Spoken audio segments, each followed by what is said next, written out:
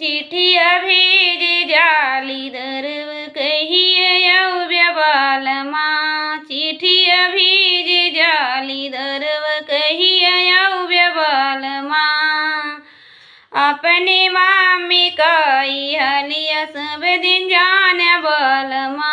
झगड़ा करिए घर से निकरिए कहिए बालमा। चिठिया भेज जाली दरव कहिए बालमा। चिठिया भेज जाली दरव हिया बालमा। अपने भौजी कई हलिया सब दिन जाने बालमा।